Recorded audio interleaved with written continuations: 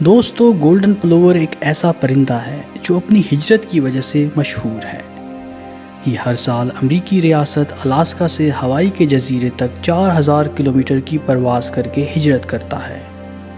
اس کی یہ پرواز 88 گھنٹوں پر محیط ہوتی ہے، جس میں وہ کہیں بھی نہیں ٹھہرتا۔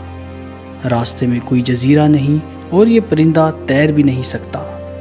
درمیان میں کہیں سستانا ناممکن ہے۔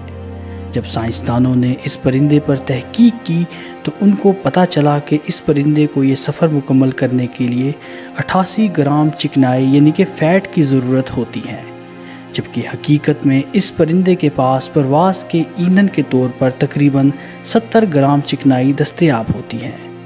اب ہونا تو یہ چاہیے کہ یہ پرندہ 800 کلومیٹر پہلے سمندر میں مر کر ختم ہو جائے، لیکن یہ کیسے پہنچتا ہے، اس کا جواب ششدر کر دینے والا ہے۔ اصل میں یہ پرندہ گروہوں کی شکل میں وی کی شیپ بنا کر پرواز کرتے ہیں اور اپنی پوزیشن چینج کرتے رہتے ہیں، جس کی وجہ سے انہیں ہوا کی رگڑ کا سامنا کم ہوتا ہے بنسبت اکیلے پرواز کرنے کے، اور ان کی 23% انرجی سیو ہو جاتی ہے جو ان کو ہوائی کے جزیرے پر پہنچا دیتی ہے، اور 6 یا 7 گرام چکنائی ان کے پاس ریزرو فیول کی صورت میں بھی موجود رہتی ہے، جو ہواؤں کا رخ مخالف ہونے کی صورت میں ان کے کام آ جاتی ہے۔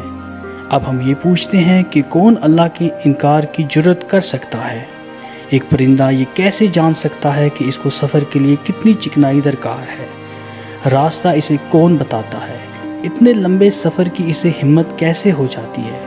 اور چکنائی کے استعمال کا اسے کیسے اندازہ ہو جاتا ہے؟ اور اس کو یہ کس نے بتایا کہ وی شیپ میں سفر کرنے سے وہ اپنی توانائی بچا سکتا ہے؟